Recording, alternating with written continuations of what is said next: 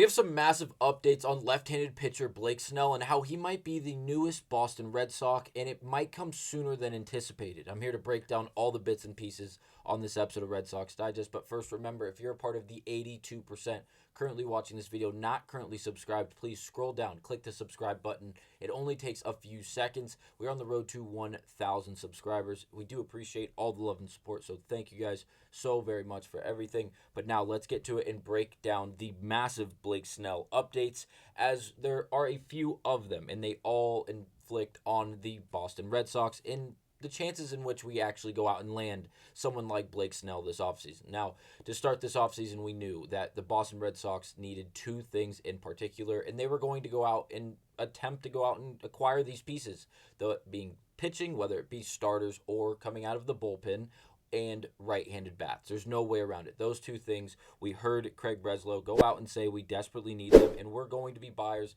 and we're going to go out and try to acquire these pieces. This is a quote in an article written by Alex Spear. I hope I'm saying that right. Posted on July 24th saying this. And again, this is something that we've known going throughout this offseason up to this point. And now we have a new tweet from Ken Rosenthal, who breaks down new ideas surrounding Blake Snell and other big name players in the MLB through the offseason. And the opening quote is where he ties Blake Snell to the Boston Red Sox, saying, "Blake Snell is not wasting any time. The free agent left-hander recently met with the Boston Red Sox and the Los Angeles Dodgers, according to sources with knowledge of the discussions." And again, that's the end of the quote from Rosenthal, and we'll cite him one more time just in a second, again, on the same topic. But again, before we get to that, Blake Snell not wasting any time is because of what happened this last offseason before he signed with the San Francisco Giants. If you guys don't remember, that it was a very long and drawn out process. It seemed like there's a lot of going back and forth between either the agent of Blake Snell as well as the association, or the organization, whether it be the Giants or other possible suitors for Blake Snell this past offseason. The second thing we are going to be quoting from Ken Rosenthal is his time being spent with Tyler Milliken on the pod Foul Territory TV. As it goes on to say, on his report about the Red Sox meeting with Blake Snell, notes that Snell might want to push the pace this winter after things dragged out last offseason as well. Also emphasized he wouldn't have an issue in Boston. So it seems like not only is Blake Snell open and okay with playing in Boston, playing for the Red Sox, being the piece that they need in the starting rotation, as again, he would probably immediately go to our number one ace, obviously our number one lefty, as he's literally the only lefty we would have in the starting rotation as of today, if the deal was done today. But again, it doesn't seem like the only other option we're going to have a realistic chance to go out and really acquire is Garrett Crochet. Seems like Max Fried is going to end up out west, whether it be with the Padres or the Dodgers or even in Anaheim.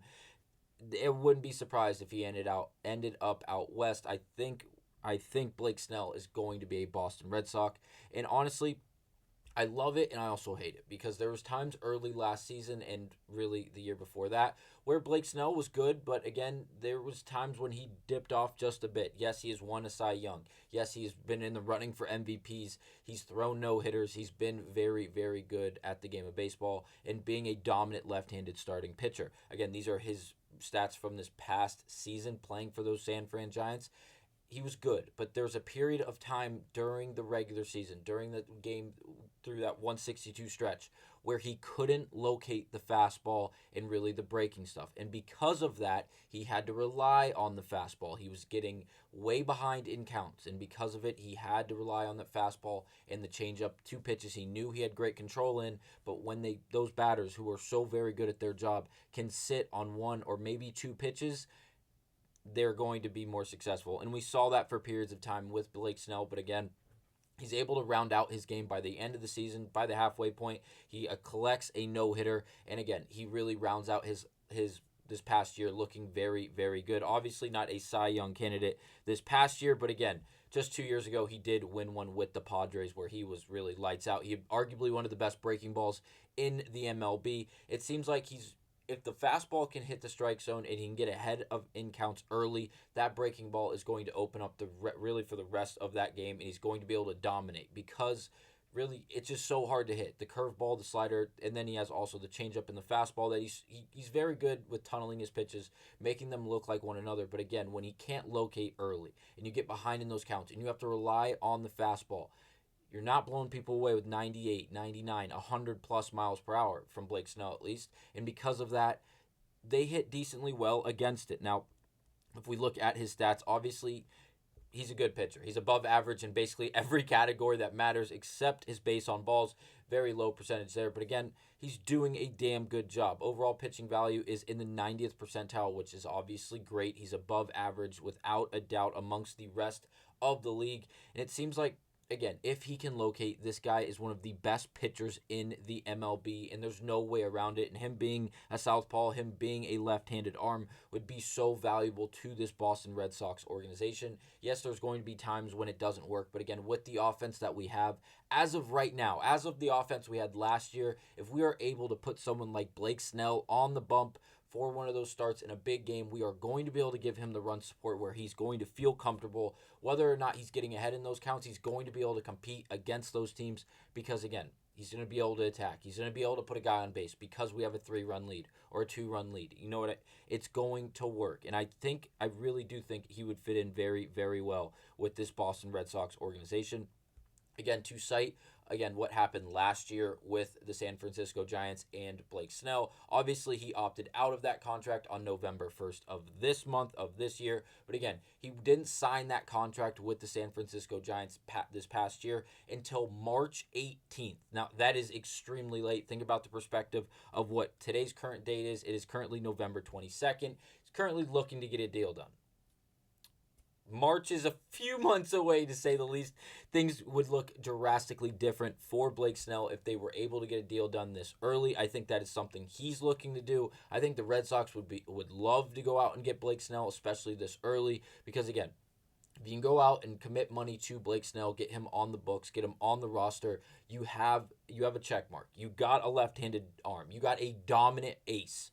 You got a guy that you can give the ball to in a important situation, in a big game, to start a big game, to get us out of some. It's what we need. We need it desperately because as of right now, this starting rotation is not going to get it done. I'm sorry, it's not going to happen. But again, Blake Snell has his bad side. Obviously, if it doesn't work and he can't hit the strike zone and it's consecutive starts, he loses confidence and things go south. Obviously, this is going to look like a horrible play from the Boston Red Sox. But again, let's be optimistic. Let's look at what we've seen from Blake Snell in the past. Yes, every pitcher cannot hit the strike zone, fall behind counts, and have to throw strikes in order to get back in those counts and give up hard hit balls, home runs, extra base hits, whatever it may be. It's the way baseball works. But again, let's bet on Blake Snell, someone who has been good for so long. And again, honestly not even that old. He's only 31, going on to his 10th year in the MLB, an experienced veteran with a lot